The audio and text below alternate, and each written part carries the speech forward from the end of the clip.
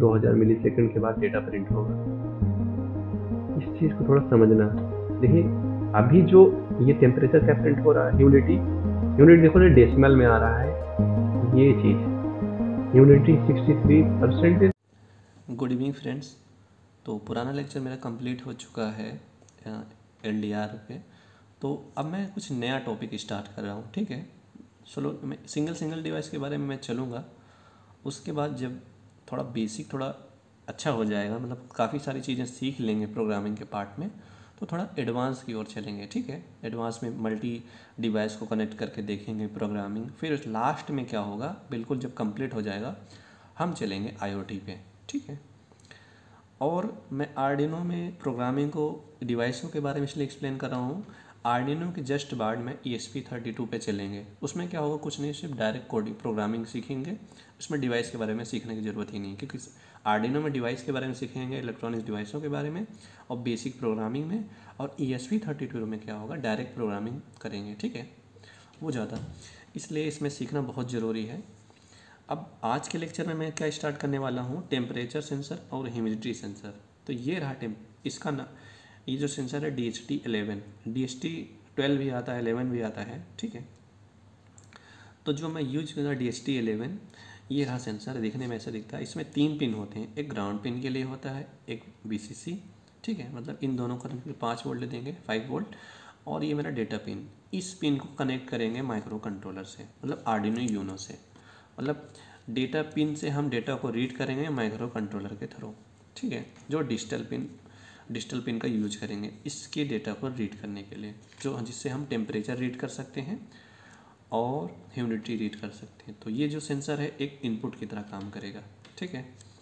तो इसके 3 पिन होते हैं। अब देखते हैं ये कितने वोल्ट पे काम करता है, कितने रेंज की टेम्परेचर को रीड कर सकता है ये DHT11, ठीक है। मेरे पास तो DHT11 था, तो मैंने देखो DHT11 लो या DHT12 लो, तो बस एक्यूरेसी वगैरह टेम्परेचर की रेंज चेंज होती है, बाकी वर्किंग प्रिंसिपल सेम होता है, ठीक है। मेरे पास तो 11 था तो मैंने 11 ले लिया। अब ध्यान से, ये थोड़ा कॉस्टली नहीं होता है, लो कॉस्ट पे होता है, तो वर्किंग के लिए बहुत आसान होता है आपको प्रोग्रामिंग करने के लिए आर्डिनो यूनो के साथ। देखिए अब इसको अगर मुझे ऑन कराना है, कोई भी डिवाइस हो, तो जब तक उस पर पावर नहीं दोगे ना तो वो चलेगा नहीं। तो इसकी ऑपरेटिंग वोल्टेज है 3 to 5 वोल्ट। तो 3 to 5 वोल्ट जब इस पर ऑपरेट कराओगे तो ये वर्क करेगा। और ये जो टेम्परेचर रीड करेगा 0 डिग्री से 50 डिग्री के बीच के रीडिंग रेंज में, ठीक है। उससे कम में नहीं रीड कर पाएगा। अब क्या है कि 0 डिग्री से 50 डिग्री की रेंज में, उससे ज़्यादा होगा तो ये रेंज नहीं डिटेक्ट कर पाएगा। अब इसकी एक्यूरेसी होती है कि कितना एक्यूरेट ये टेम्परेचर को रीड कर सकता है। तो ±2, मतलब 52 भी हो सकता है, 48 भी हो सकता है, इतने एक्यूरेट पे कर सकता है। तो मान लो मेरा इन्वायरमेंट का टेम्परेचर है 50, या तो ये 52 बताएगा या 48 बताएगा। इतना 2 ±2% एक्यूरेसी इसकी है। अब उसके बाद देखिए, अब जो इसकी ह्यूमिडिटी रेंज होती है, ह्यूमिडिटी वो 20% से 80% तक होती है, 20 to 80%। और इसकी एक्यूरेसी होती है ह्यूमिडिटी की 5%। 5% या तो ज़्यादा बताया है तो कम बताएगा, फुल एक्यूरेट नहीं बताएगा। आप सोचोगे कि टेम्परेचर है 5 डिग्री तो एग्जैक्टली ये 5 डिग्री बता दे, ऐसा नहीं हो सकता इसके लिए। पर हाँ, ये लगभग बता देगा कि इतना टेम्परेचर है, तो आप नॉर्मली इसको यूज कर सकते हैं, ठीक है। अब चलते हैं, इसका कनेक्शन वगैरह देख लेते हैं, इसको आर्डिनो यूनो के साथ इंटरफेसिंग कैसे करना है, और प्रोग्रामिंग के पार्ट को देख लेते हैं, ठीक है। चलते हैं, अब इसकी सर्किट डिज़ाइन को देख लेते हैं, उसके बाद प्रोग्रामिंग पार्ट को देखते हैं, फिर वर्किंग प्रिंसिपल देखते हैं कि ये कैसे वर्क कर रहा है, ठीक है।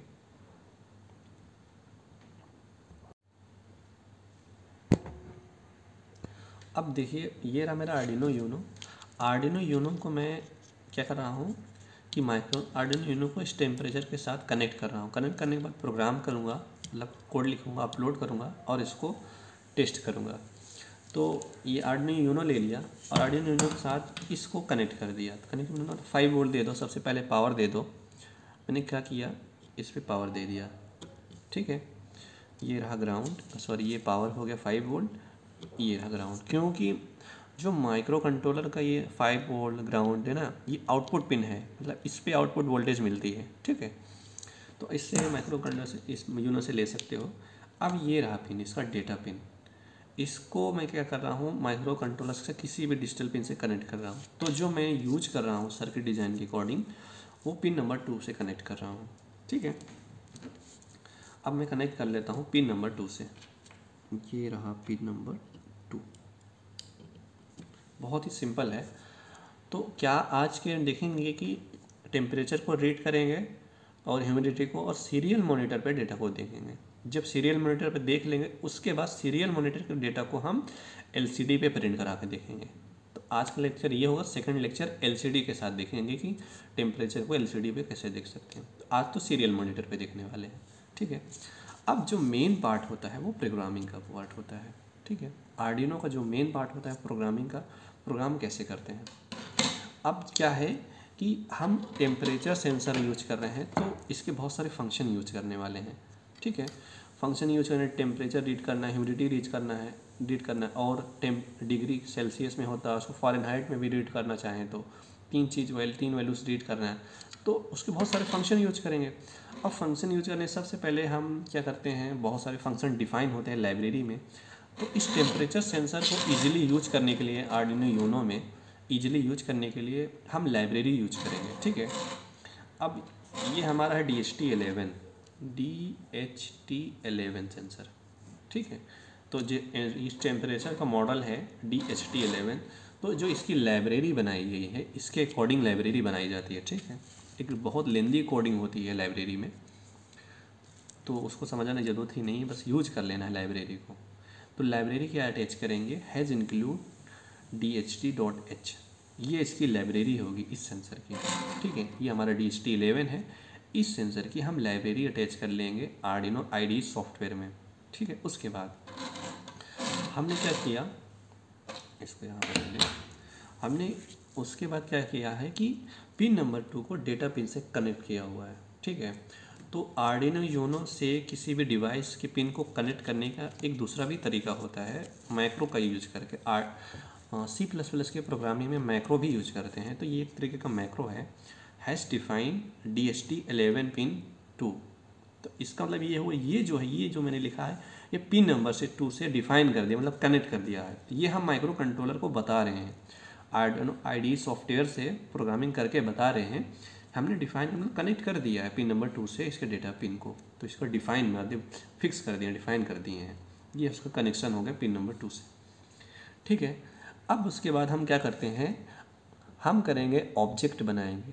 ठीक है, जैसे LCD के लिए ऑब्जेक्ट बनाते हैं, सर्वो मोटर के लिए ऑब्जेक्ट क्रिएट करते हैं, उसके लिए अब DHT के लिए हम इस सेंसर के लिए, ये जो सेंसर है इसको हम एक ऑब्जेक्ट की तरह यूज करेंगे, ऑब्जेक्ट बना के उसके बाद तब टेम्परेचर को रीड कर सकते हैं।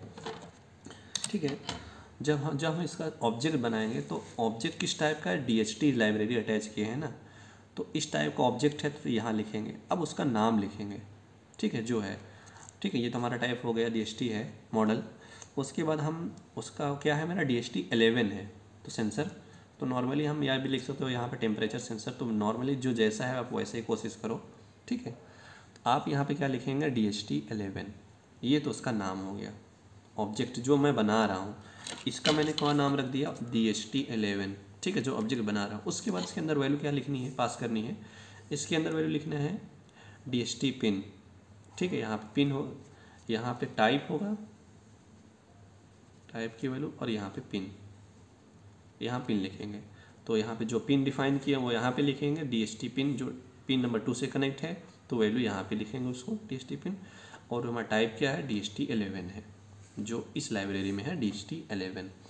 तो ये इसका ऑब्जेक्ट क्रिएट हो गया। ठीक है, ऑब्जेक्ट क्रिएशन के बाद क्या करना है, वाइट सेटअप में चलेंगे। वाइट सेटअप में हम क्या चाहते हैं, सीरियल मॉनिटर पे डेटा को देखना। ठीक है, सीरियल पे मॉनिटर पर डेटा देखने के लिए वाइट सेटअप में फंक्शन लिखते हैं, serial.begin, बॉड रेट सेट करते हैं 9600, इस बॉड रेट पे सेट करते हैं, सीरियल मॉनिटर पे डेटा को देख सकते हैं। उसके बाद हम क्या करेंगे, जैसे LCD इनिशलाइज करते हैं ना, कि हाँ तैयार है कि नहीं रीडिंग देने के लिए, इनपुट आउटपुट के लिए, तो इसको इनिशलाइज करेंगे, माइक्रो कंट्रोलर से कम्युनिकेट कराएंगे। ठीक है, माइक्रो कंट्रोलर कम्युनिकेट कराएंगे, तो उसके लिए क्या करना है, तो फंक्शन यूज करना है DHT11.begin। जो ऑब्जेक्ट बनाए हैं, ये मेरा ऑब्जेक्ट का नाम है, जो मेरा ऑब्जेक्ट है .begin, जब ऑब्जेक्ट बनाए हैं .begin फंक्शन यूज करेंगे, तो ये इनिशलाइज होगा, ठीक है। हाँ तैयार है रीडिंग के लिए। तो वाइड सेटअप में इतना हो गया। अब चलते हैं वाइड लूप में, ठीक है। अब क्या है देखिए, वाइड लूप में आ गए, ठीक है। वाइड लूप में के बाद क्या करूँगा, मैं डायरेक्ट डेटा को नहीं रीड करूँगा, थोड़ी देर के लिए जब इनिशलाइज हो जाएगा होल्ड पे रखूँगा, थोड़ी देर रोकूँगा, इनिशलाइज हो जाए, ठीक है।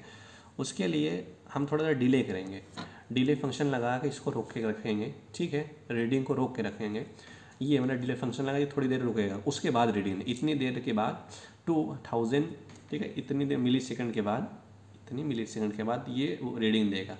अब क्या चाहते हैं, इससे टेम्परेचर रीड करना चाहते हैं, ठीक है, ह्यूमिडिटी रीड करना चाहते हैं, तो फंक्शन यूज करेंगे डायरेक्ट, क्योंकि लाइब्रेरी यूज कर लेंगे DHT11।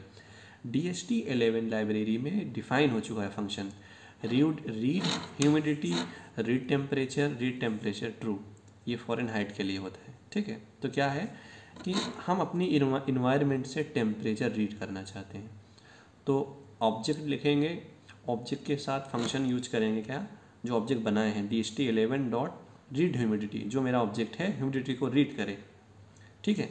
ये फंक्शन किया, जैसे ये रीड कर लिया कि जो टेम्परेचर होगा, मान लो कि 48.5 डिग्री सेल्सियस हो गया, इतने में होता है नॉर्मली, सेल्सियस में होता है टेम्परेचर। ये एक फ्लोटिंग टाइप का वेरिएबल वो डेटा है, ठीक है। किस टाइप का, फ्लोट टाइप का डेटा है। अब इसको माइक्रो कंट्रोलर में स्टोर करना है, स्टोर करने के लिए डेटा को हम कंटेनर बनाते हैं, ठीक है, वेरिएबल डिफाइन करते हैं। तो फ्लोट टाइप का वेरिएबल बना दिए, उसका नाम रख देते हैं ह्यूमिडिटी, इक्वल कर दिए, असाइन कर दिए, मतलब इसको असाइन करने मतलब स्टोर कर लिया, किसमें कर लिया, कंटेनर में, इस टाइप के कंटेनर में स्टोर कर लिया। स्टोर क्या कर लिए, 48.5 डिग्री सेल्सियस तो नहीं लिखता, ये डेसिमल, ये वैल्यू स्टोर करेगा। ये मतलब एक फ्लोट टाइप का डेटा जो स्टोर करेगा, मतलब रीड करने के बाद। अब जैसे कि क्या हमें ह्यूमिडिटी रीड करनी है, ठीक है, ह्यूमिडिटी हमारा जैसे कि परसेंटेज में हो गया, सॉरी ह्यूमिडिटी, उसके बाद टेम्परेचर, ह्यूमिडिटी मेरी भी परसेंटेज में आती है तो फिर डेसिमल में होगा, ये भी टेम्परेचर में डेसिमल में होगा, क्योंकि ये जब इससे इस ऑब्जेक्ट से टेम्परेचर रीड करेंगे ह्यूमिडिटी के बाद, टेम्परेचर मेरा डेसिमल में होगा। और डेसिमल वैल्यू को स्टोर करने के लिए फ्लोट टाइप का वेरिएबल डेटा स्टोर करेंगे ना, फ्लोट टेम्परेचर नाम रख दिए अपने वेरिएबल का, टाइप क्या है फ्लोट, और फ्लोट कहाँ से आता है, इसको देख के जो डेटा रीड हो रहा है, देखिए टेम्परेचर जो होगा मान लो क्या हो गया 51.5 डिग्री C, तो ये क्या है, एक फ्लोट टाइप का डेटा है, ठीक है। तो फ्लोट टाइप का डेटा को स्टोर करने के लिए वेरिएबल क्या डेटा बनाते हैं, फ्लोट। अब उसका नाम चाहे, ये मेरा टेम्परेचर, इसलिए मैंने दे टेम्प C, ह्यूमिडिटी ह्यूमी, मैंने ये नाम, सिंपल नाम, आप पूरा नाम नहीं लिखिए, छोटा नाम रखिए आसानी से समझने के लिए। तो ये रहा टेम्परेचर, यहाँ से रीड हो गया, ठीक है। हमने यहाँ से ह्यूमिडिटी रीड करने के बाद स्टोर कर लिया, टेम्परेचर स्टोर कर लिया। अब अगर आपको फ़ारेनहाइट में डेटा को रीड करना है, इससे फ़ारेनहाइट में डिग्री सेल्सियस, अब बस आप यहाँ पे ट्रू पास कर देना है, ठीक है, इस वाले फंक्शन में ट्रू पास कर देना है। जब ये पास करोगे तो फ़ारेनहाइट में कन्वर्ट हो जाएगा, ठीक है, कैलकुलेशन करके फ़ारेनहाइट में कन्वर्ट करके ये भी एक डेसिमल में आएगा, तो फ़ारेनहाइट का एक वेरिएबल बना लेंगे नाम से, ठीक है, इस नाम में स्टोर कर लेंगे। स्टोर तो कर लिए 3 डेटा जैसे कि रीड करने के लिए नॉर्मली, पर अब क्या है कि हम इफ़ एल्स में देखेंगे, क्या है कि इफ़ एल्स में क्या देखेंगे कि इससे डेटा स्टोर मतलब रीडिंग मिल रही है कि नहीं मिल रही है, कि मेरा टेम्परेचर सेंसर काम कर रहा है कि नहीं, टेम्परेचर की वैल्यू मिल रही है या नहीं मिल रही है। उस चीज़ के लिए थोड़ा सा एक नया टॉपिक, थोड़ा सा एक नया फंक्शन यूज होगा इसमें, ठीक है। उसमें ज़्यादा कुछ सोचने की नहीं ज़रूरत है, इफ़ कंडीशन में उसको लगाना है। इफ़ कंडीशन में फंक्शन यूज करना इज नैन फंक्शन, ठीक है।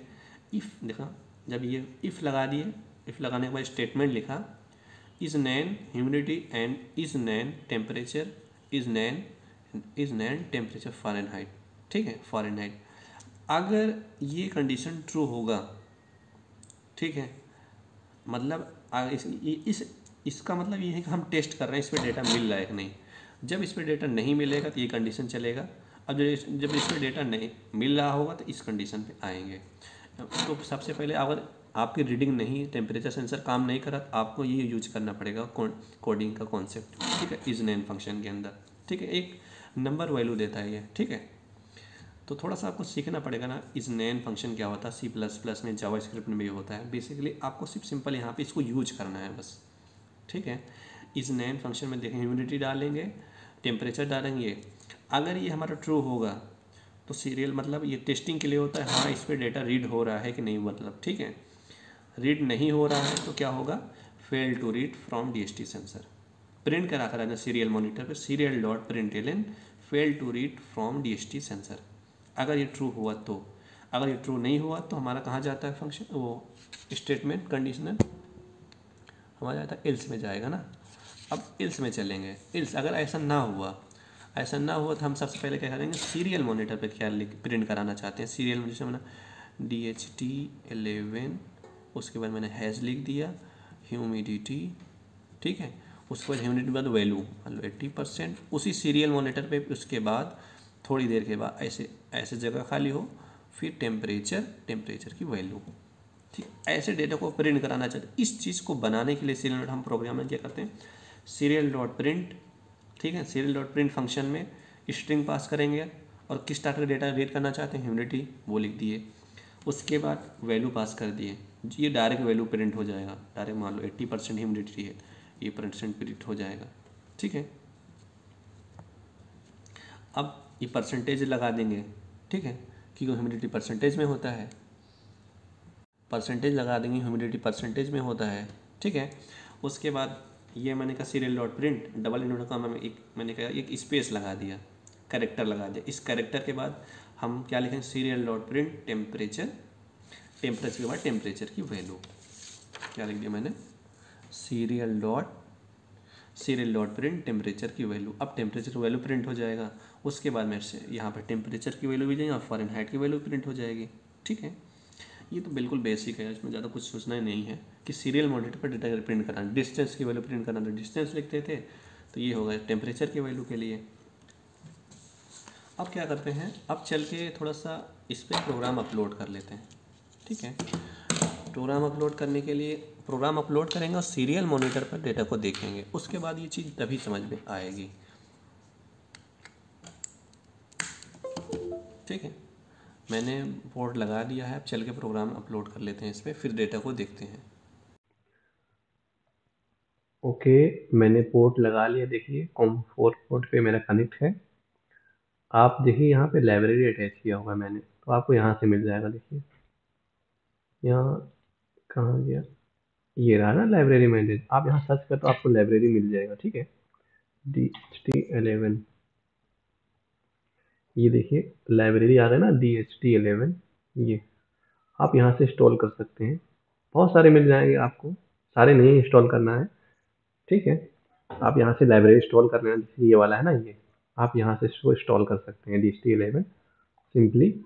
उसके बाद क्या करेंगे, प्रोग्राम को अपलोड कर लेंगे। उसके बाद सीरियल मॉनिटर पे डेटा को देखेंगे।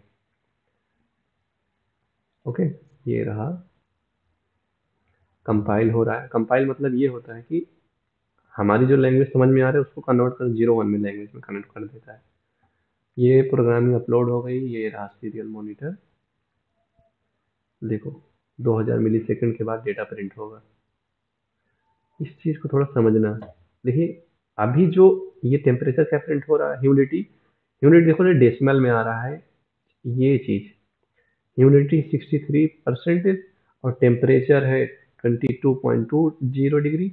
और फ़ारेनहाइट में वैल्यू जब कन्वर्ट करते हैं डिग्री टू क्या फ़ारेनहाइट, तो वैल्यू ये कन्वर्ट होकर प्रिंट हो जाती है, ठीक है।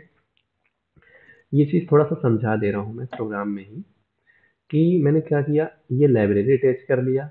जब लाइब्रेरी अटैच करते इसके बहुत सारे फंक्शन यूज किया। फंक्शन क्या यूज किया, ये वाला फंक्शन है, read humidity, read temperature true, ठीक है, और इस मैन फंक्शन। तो क्या हो रहा है कि लाइब्रेरी, जब लाइब्रेरी अटैच करने के बाद पिन डिफाइन हुआ तो ऑब्जेक्ट बना। ऑब्जेक्ट के बाद हम सीरियल मॉनिटर पर डेटा को देखना चाहते हैं, ये रहा सीरियल मॉनिटर।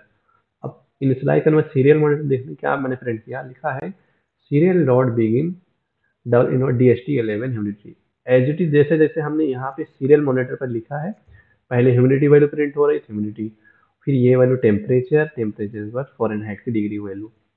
तो प्रेजेंट टाइम में जो मेरे रूम का टेम्परेचर है ये इतना हो रहा है, जो प्रेजेंट टाइम में है, क्योंकि टेम्परेचर देखो बहुत लो है, मतलब ठंड का महीना है तो टेम्परेचर लो ही है रूम का। उससे कम भी हो सकता है, ज़्यादा भी हो सकता है, 2% या तो 2% ज़्यादा हो सकता है टेम्परेचर, या तो कम। ठीक है। तो ये रहा टेम्परेचर सेंसर, ऐसे वर्क करता है, ये इसकी बेसिक प्रोग्रामिंग हो गई। बस थोड़ा सा सिंपल ये नया लॉजिक है कि इज मेन फंक्शन। अगर आपको थोड़ा सा इसमें प्रॉब्लम हो रहा है तो आप थोड़ा सा इसमें गूगल पे सर्च करके सीख सकते हो, वरना बहुत मुश्किल नहीं है, आपको यह वैल्यू यहाँ पे आपको यूज करनी है बस। ठीक है, इसमें बहुत ज़्यादा एक्सप्लेन नहीं कर पाएंगे हम इसको। ठीक है, बाकी सब सिंपल प्रोग्रामिंग है इसकी। और ये रहा टेम्परेचर। देखो, टेम्परेचर मैं इसको बढ़ा रहा हूँ, देखो बताओ कैसे बढ़ाऊँ। अगर मैं टेम्परेचर सेंसर के सामने भाप छोड़ूं तो इस टेम्परेचर बढ़ेगा।